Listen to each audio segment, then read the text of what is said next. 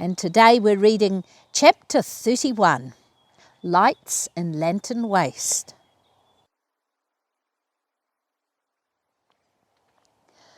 Hello folks, welcome back to Storytime at Riverwood Cabin. I'm Rosie Boom and I'm reading to you from Where Lines Are at Night, the first book in the Barn Chronicles series. And today we're reading chapter 31, Lights in Lantern Waste. There were great celebrations in the barn the next night when Dad came home.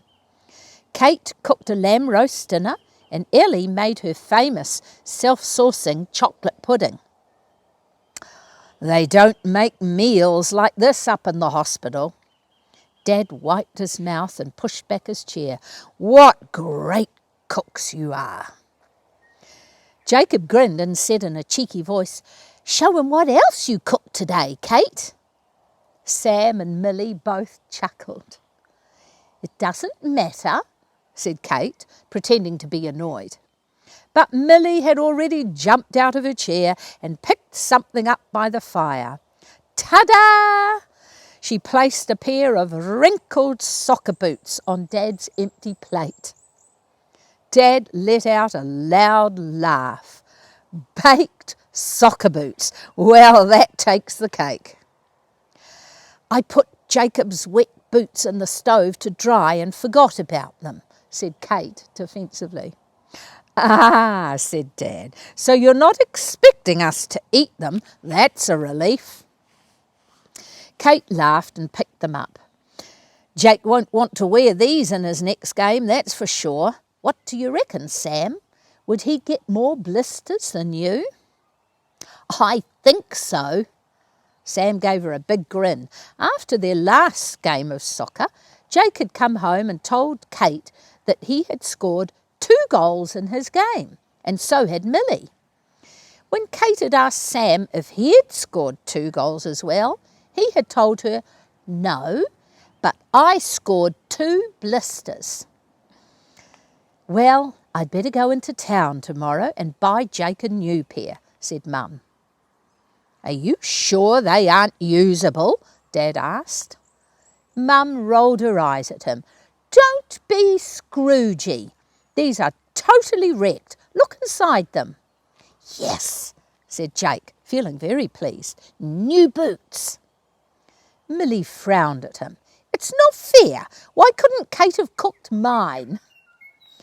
Dad laughed again.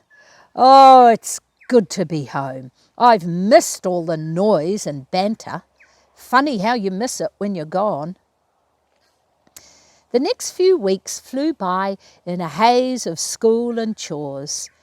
Everyone needed to pitch in and help more around the place, now that Dad couldn't do so many of his usual jobs.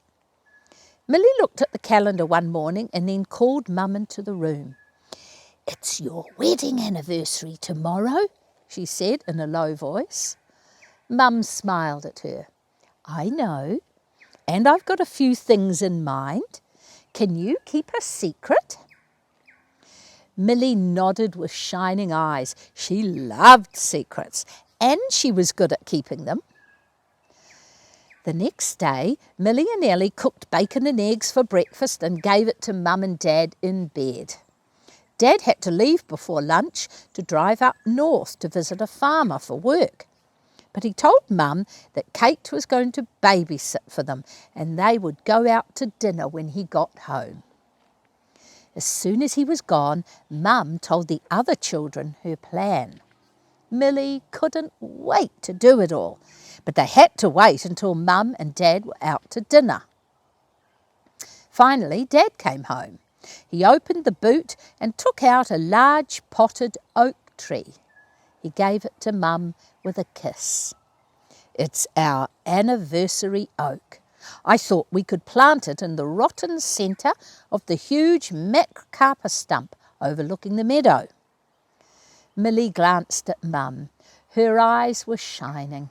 It was just the sort of present Mum loved. Dad fetched a spade and carried the tree over to the stump. "It'll grow well in here," he said as he dug a hole in the centre. And we can use the flat outer edge of the stump as a seat under the tree. Our anniversary oak, said Mum in a soft voice when Dad was finished. 20 wonderful years. They sat together on the stump and looked out across the meadow.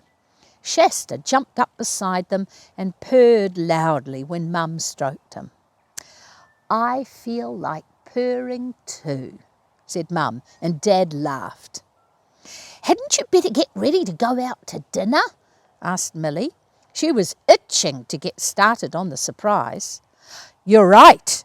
Dad took Mum by the hand and pulled her up.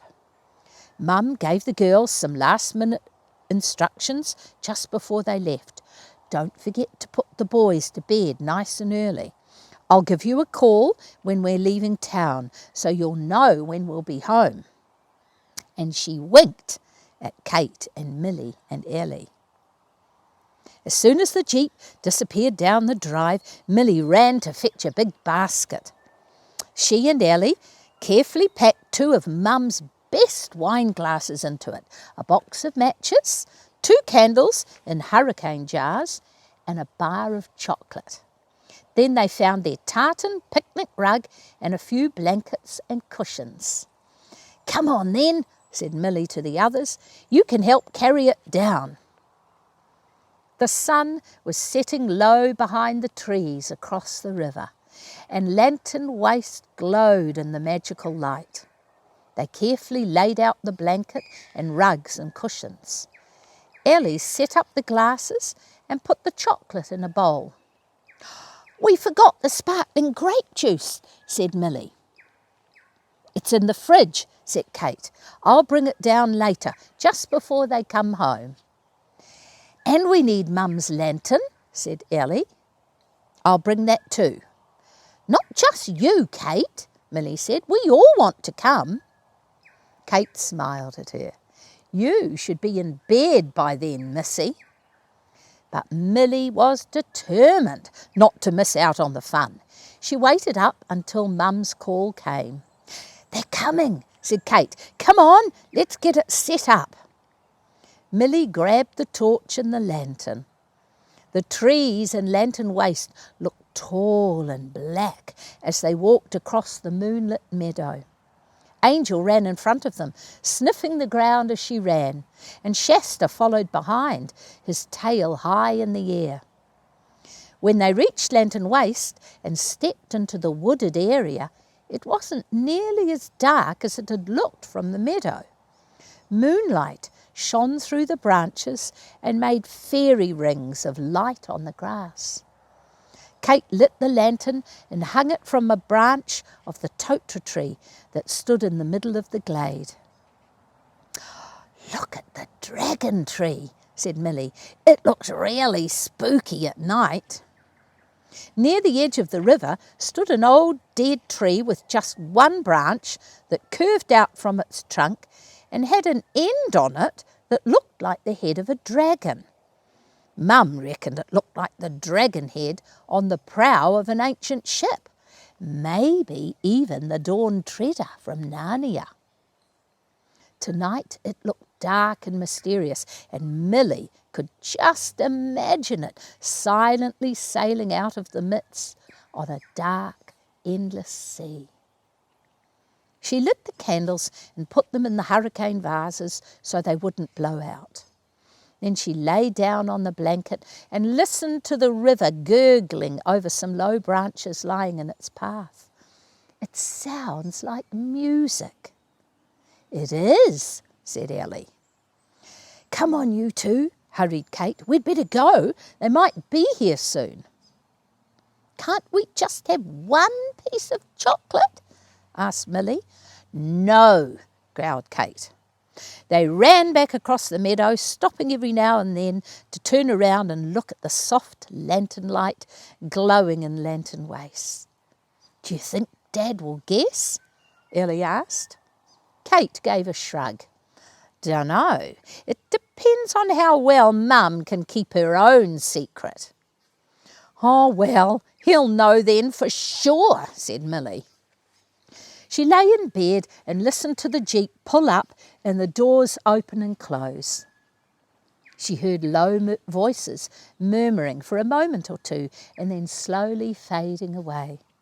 She smiled and closed her eyes and imagined the lantern burning and the river singing and Mum and Dad laughing quietly together in Lantern Waste. The next morning, Dad told the family all about it. We had a wonderful dinner at the Indian restaurant. I was keen to go for a walk somewhere afterwards, but Mum seemed anxious to get home. As we drove up the drive, I looked across and saw a small light burning in the distance. I said to Mum, "Look, someone must be eeling or camping on the other side of the river." "Hadn't you told him, Mum?" asked Millie incredulously. "Of course not," retorted Mum. "Don't you think I can keep a secret?" A few people laughed around the table and Mum gave them an indignant look. He had no idea.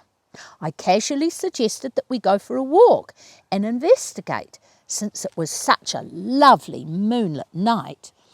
We were halfway across the meadow before Dad guessed.